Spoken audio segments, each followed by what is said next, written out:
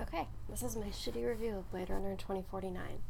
The most uniquely shitty thing about this review is going to be that I am not familiar with the first Blade Runner movie at all. My only memory of watching it is my dad showing it to me and getting annoyed because he thought I wasn't paying enough attention. I argued that I was paying attention to the movie, but I obviously wasn't because I don't remember anything else about it other than this conversation with my dad.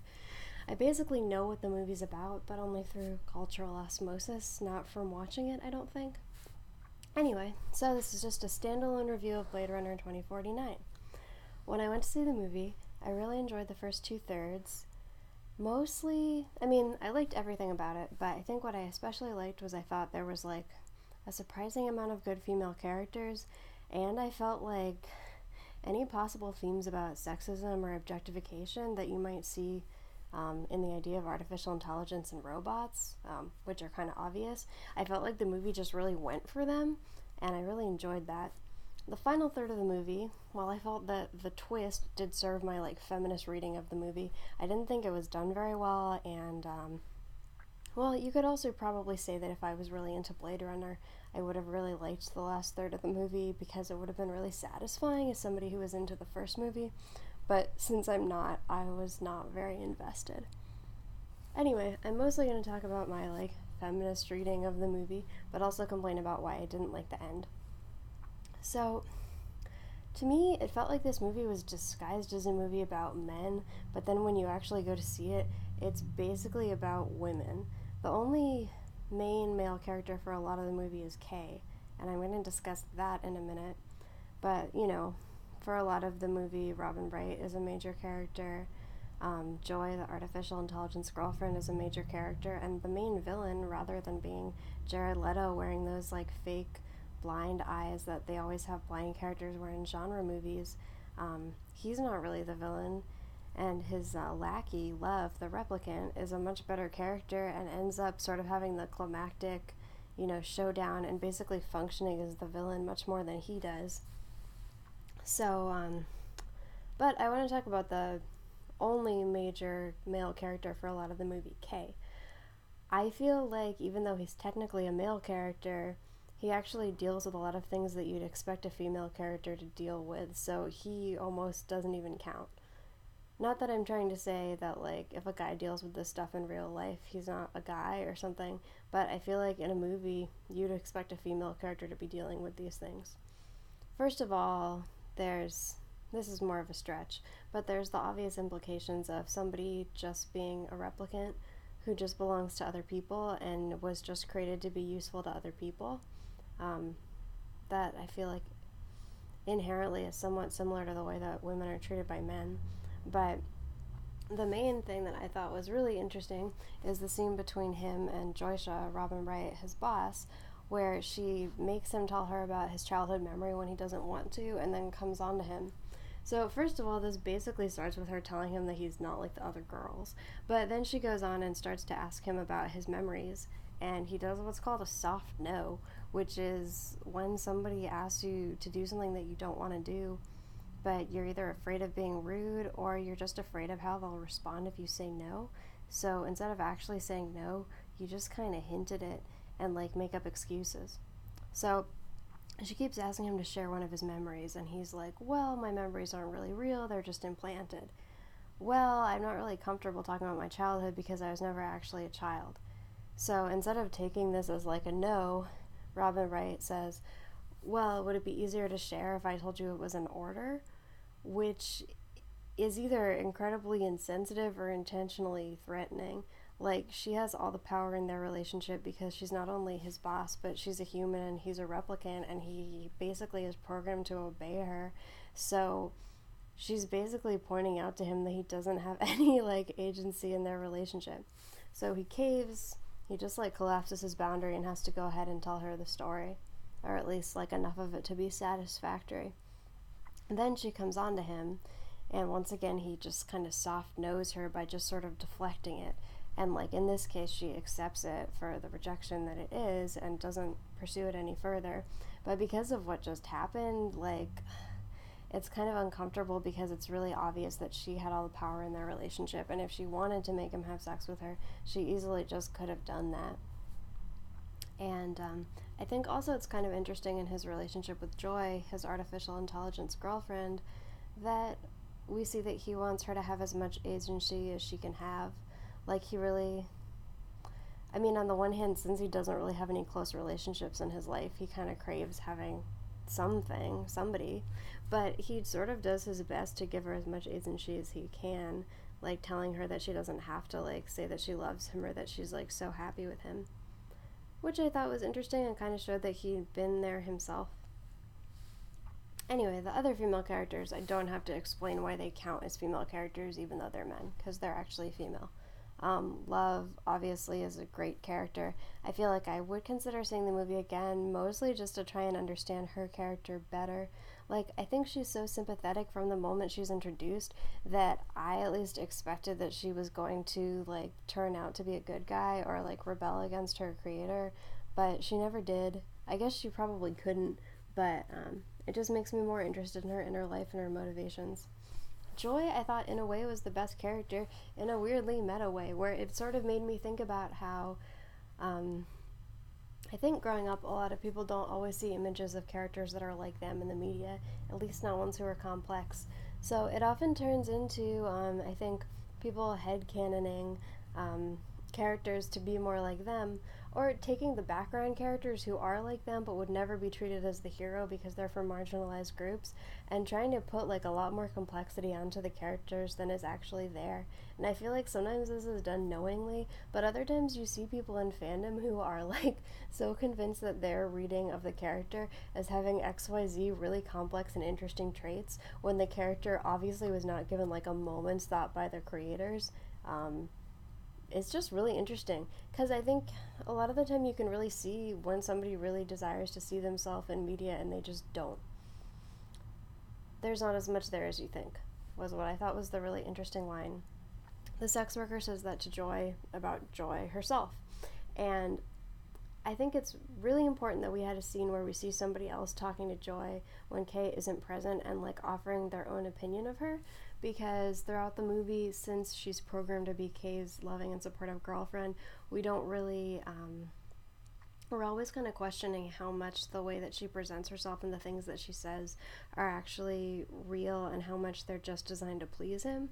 So I feel like it was really cool to see somebody else's perspective of her and see someone else talk to her when Kay wasn't there, even just for a second, because I feel like it sort of suddenly confirmed her as, like, a more fully dimensional person, even if the very thing they were confirming was that she wants to be real, but, like, there really isn't much to her because of how she was programmed.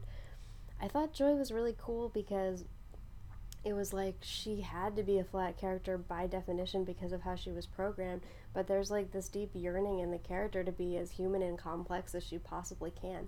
And I think it's really interesting that one of the main ways that she expresses her love to Kay is by trying to convince him that he's the child of Decker and Rachel, and that he's special, and that he's a person, and he should have a name.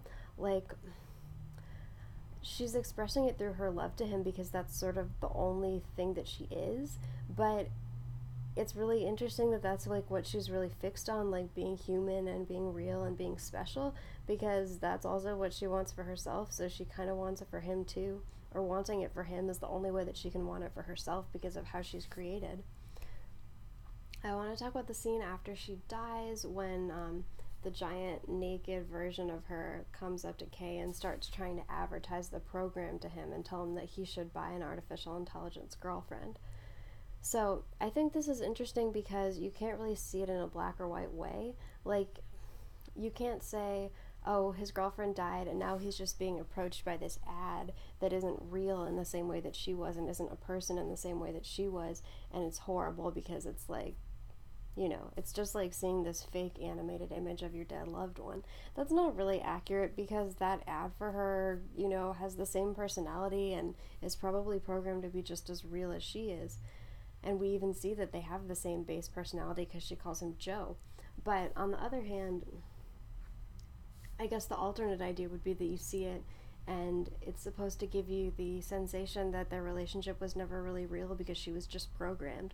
And the fact that her calling him Joe was this really special thing, but now the advertisement is just calling him that, would make it seem like those interactions were never really sincere, and he never had a real relationship with a real person, but just with a program. And I feel like neither of those things are true. Like, just the fact that she was programmed to be a certain way doesn't really make her less of a person or make their relationship less real when it comes down to it. And the fact that she called him Joe, because that's the name that she was programmed to use and see as a default name, isn't as important as the context in which she called him that and what she was trying to communicate by giving him a name. And that is one of at least 3 instances I can think of where there's like a doubling of a female character, and one version is more sympathetic and complex, and one version is more objectified and just treated as kind of standing or falling on whether their body is useful to somebody. I bring this up because I realize some people didn't like the movie or want to see the movie because there were so many like naked objectified female bodies, which like there totally are. And I get if somebody just doesn't want to see a movie like that because it makes them feel uncomfortable, but I think that it really works. There's this video by Lindsay Ellis about the Transformers movies, and she talks about how there's some parts in the movies where the female characters are actually written as having an interesting backstory and an interesting personality and arc, but because of the way the movie is shot, like, the viewer doesn't get this at all and just sees the characters as a sex object and doesn't engage with them as a person. In this case, I can't say it's like an exact polar opposite because I don't think it was like an accident that you engage with them as a person, but I feel like the movie does something that in a way is sort of the opposite, where it shows us female bodies in an objectified way, but because of the context, we can't help but see them as a person and feel sympathetic to them. So there's the one I just mentioned with Joy, where we've seen her as a person, and then we see her as this giant naked body just trying to seduce random men.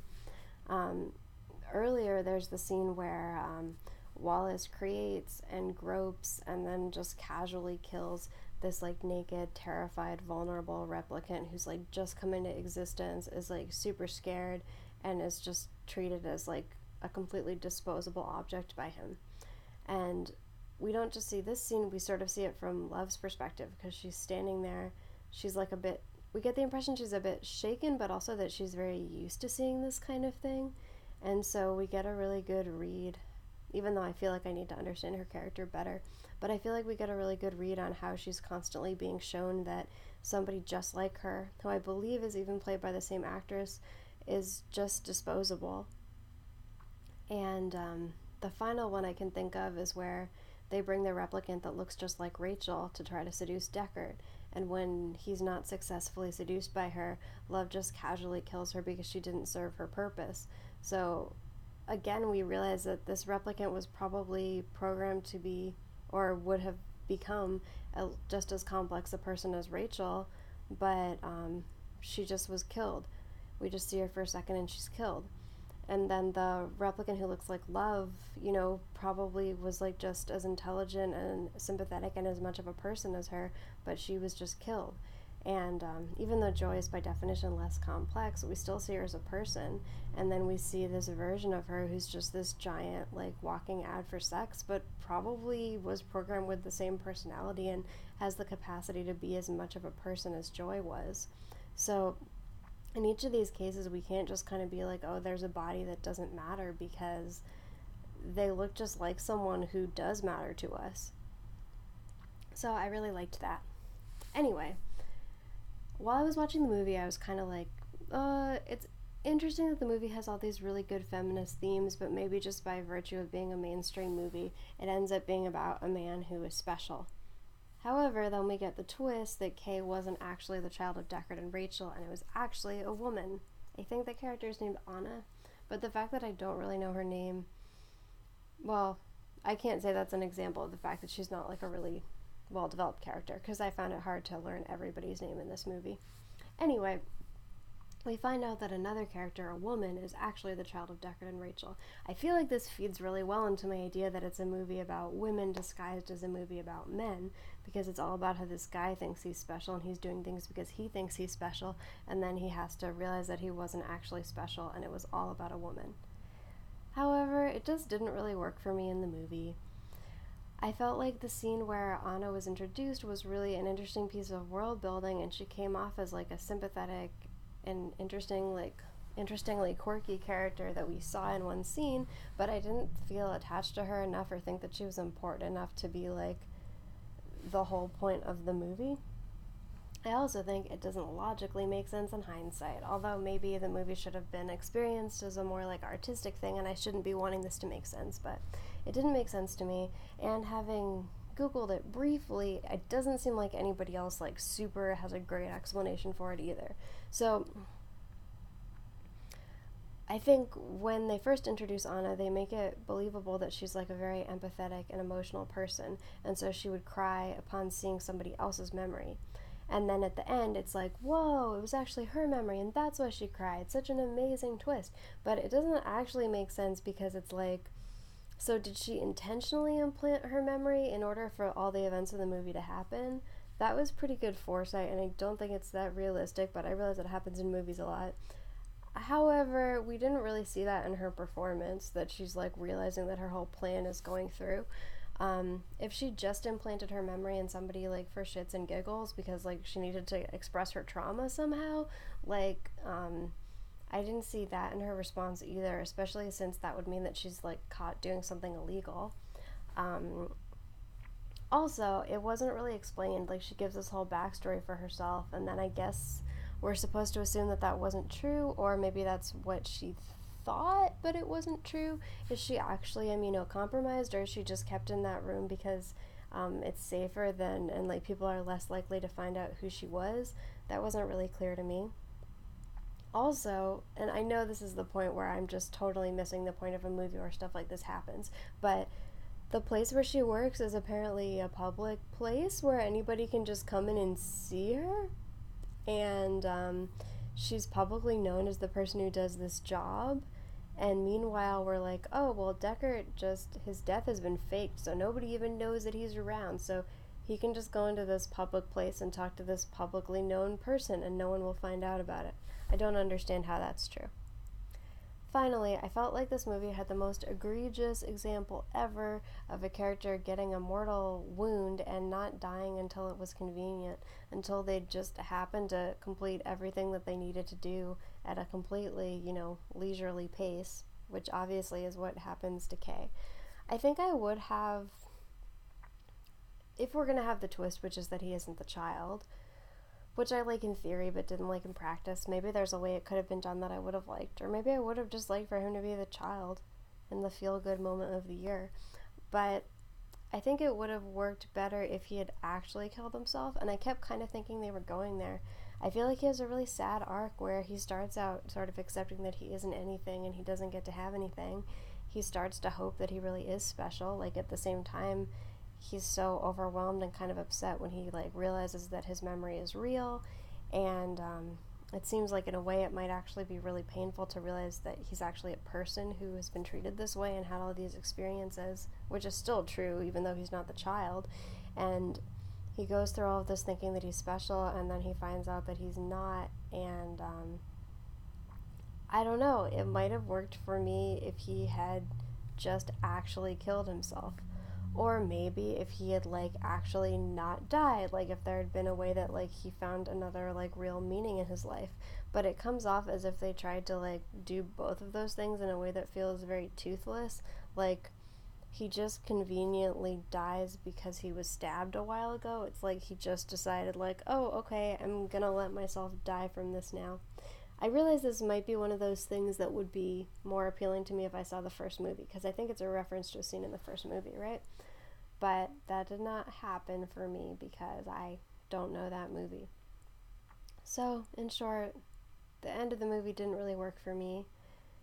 I think some of the best parts of the movie were scenes where they used holograms visually. For example, the fight scene where all the different holographic performances in the club keep glitching on and off was really scary.